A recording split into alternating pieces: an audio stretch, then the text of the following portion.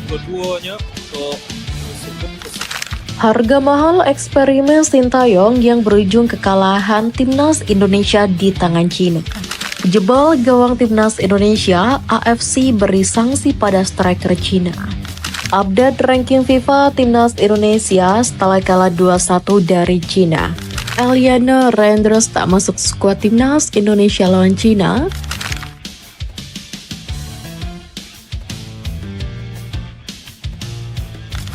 Harga mahal tampaknya harus dibayar Sintayong selaku pelatih setelah timnas Indonesia kalah di tangan Cina pada Selasa 15 Oktober 2024 malam waktu Indonesia Barat. Perubahan radikal yang dilakukan Sintayong dalam menyusun starting 11 timnas Indonesia jadi sorotan utamanya. Dibandingkan dengan susunan pemain utama timnas Indonesia saat menjalani laga terakhirnya melawan Bahrain. Sintayong setidaknya melakukan 4 perubahan sekaligus dalam menyusun starting line up utamanya melawan Cina. Nama seperti Asnawi Mangkualam, Saini Patinama, Nathan Joao, dan Witan Sulaiman yang sebelumnya menghiasi bench dipercaya bermain sejak menit pertama. Asnawi Mangkualam menggantikan posisi Sandy Walsh yang beroperasi di sisi kanan pertahanan timnas Indonesia. Lalu Saini Patinama menempati sektor kiri yang biasanya ditempati Calvin Vardok yang kebetulan dalam laga ini ditarik lebih bermain sedikit ke belakang. Calvin Vardok yang merupakan pemain NEC Nijmegen menempati posisi dalam laga sebelumnya diisi oleh Jet Izzas ataupun Rizky Ridho. Untuk Nathan Joao mengisi peran Tom Haya di lini tengah, sementara Witan Sulaiman menggantikan Malik Rizaldi. Dengan 4 perubahan tersebut, pemain timnas Indonesia pun tampak sedikit berbeda dan menyisakan celah. 2 gol yang dicetak Cina dalam laga ini ke gawang timnas Indonesia bahkan dapat dikatakan akibat kesalahan lini belakang.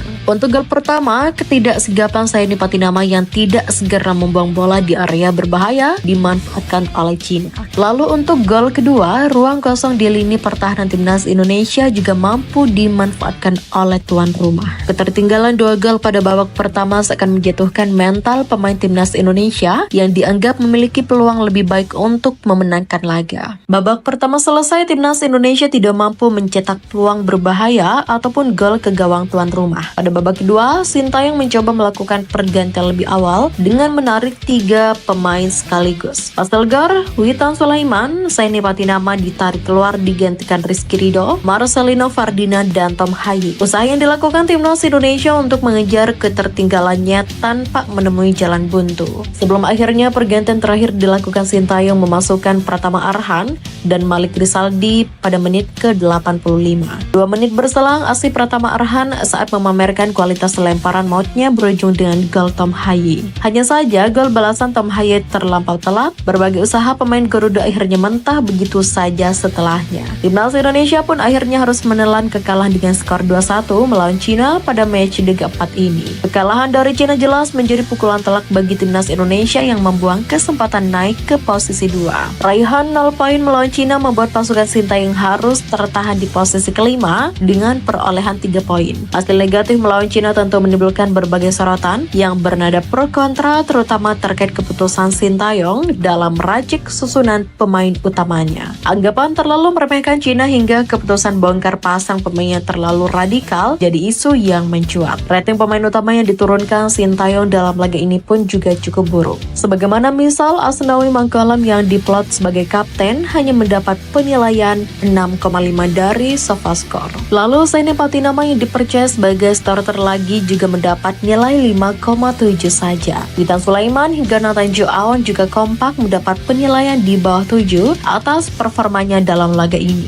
Pemain lain seperti Martin Pas, Ragnar Oratmangun hingga Rafael Strike juga tampil di bawah standar. Penilaian tertinggi hanya didapat Ivan Jenner, Jet Izzas, dan Calvin Vardok sebagai 3 pemain utama dengan rating di atas 7. Pemilihan line up utama yang dipilih Sintayong dalam laga ini pun benar-benar menjadi sorotan tajam. Terlepas dari hal itu, keputusan Sintayong tetaplah layak dihargai dan diapresiasi mengingat ia yang paling paham dengan kondisi timnas Indonesia. Media lokal Cina, Sport Event mengungkapkan bahwa selebrasi yang dilakukan pemain Cina, Zhang Yuning mendapatkan sanksi dari AFC. Cina saat ini tengah unggul 2-1 atas timnas Indonesia di Stadion Qingdao Youth Football Qingdao pada Selasa 15 Oktober 2024. Timnas Indonesia kebobolan dari 2 gol Cina yang dicetak oleh Behram Abdueli di menit ke-21 dan Zhang Yuning di menit ke-44. Sport Event pun menyebut bahwa AFC memberi sanksi pada striker Cina Zhang Yuning.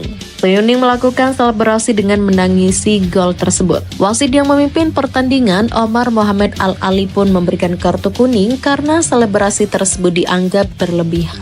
Zhang Yuning mencetak gol setelah memanfaatkan umpan dari Gao Zunyi dan menjebol gawang Martin Pas tepat di tengah gawang. Tulis Sport Event dikutip pada Selasa 15 Oktober. Sport Event menyebut tangisan Zhang Yuning tersebut membuat wasit memberikan kartu kuning. Hal ini pun membuat Zhang Yuning mendapatkan akumulasi kartu dan absen pada laga Cina selanjutnya. AFC secara resmi menyatakan bahwa Zhang Yuning diskor untuk pertandingan berikutnya melawan Bahrain karena selebrasi berlebihan usai mencetak gol, ulas artikel tersebut. AFC pun menyertakan status Zhang Yuning atas kartu kuning tersebut. Zhang Yuning mendapatkan kartu kuning karena selebrasi berlebihan, tulis keterangan AFC. Cina akan menghadapi Bahrain pada laga selanjutnya di kualifikasi Piala Dunia 2026 di Stadion Nasional Bahrain Rifa pada 14 November 2024 mendatang. Update ranking FIFA Timnas Indonesia setelah kalah 2-1 dari China match di keempat grup C, kualifikasi Piala Dunia 2026 zona Asia akan diulas Okezone. Akibat kekalahan ini, Timnas Indonesia kehilangan 9,69 poin di ranking FIFA. Akibatnya, skuad Garuda julukan Timnas Indonesia turun 3 posisi dari peringkat 127 ke 130 dunia dengan 1000,118,37 poin. Posisi 130 lebih buruk ketimbang peringkat awal Timnas Indonesia sebelum FIFA match di Oktober 2024 dimulai. Meski begitu, posisi 130 yang ditempati Timnas Indonesia belumlah aman. Skuad asuhan Sintayong bisa melorot ke peringkat 132 dunia jika Malawi dan Rwanda sama-sama meraih kemenangan atas lawan-lawannya di lanjutan kualifikasi Piala Afrika 2025 malam ini. Menempati posisi 130 dunia, Timnas Indonesia masih unggul dari Malaysia. Skuad Harimau Malaya, julukan Timnas Malaysia saat ini, menempati peringkat 134 dunia dengan 1113,92 angka.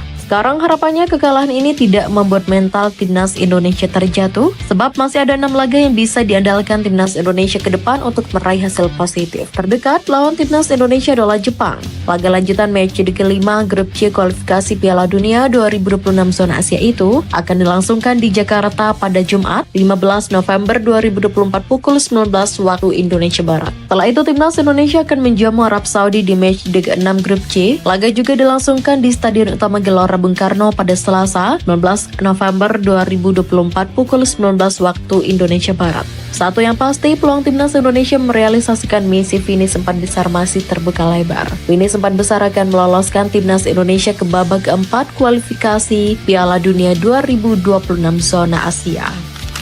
Eliano gagal masuk skuad Timnas Indonesia melawan Cina yang merupakan laga lanjutan match di keempat grup C kualifikasi Piala Dunia 2026 zona Asia yang dilangsungkan di Stadion Qingdao, Cina pada Selasa 15 Oktober 2024 pukul 19 waktu Indonesia Barat. Informasi itu dirilis berdasarkan bocoran daftar susunan pemain yang didapatkan akun Instagram @footballindonesia. Daftar pemain Indonesia dan Cina jelang malam nanti. Secara mengejutkan, tidak ada nama Eliano. Tulis akun @footballindonesia. Menurut sumber yang sama, Eliano gagal masuk skuad murni alasan teknis, padahal saat Timnas Indonesia menghadapi Bahrain, pemain PSC Zwolle itu tampil lumayan selama 45 menit berada di lapangan.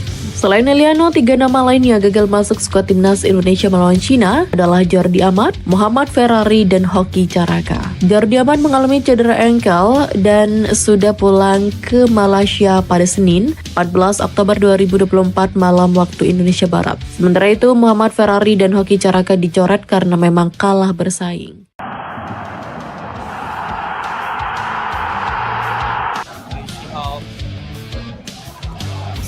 Kedua-duanya untuk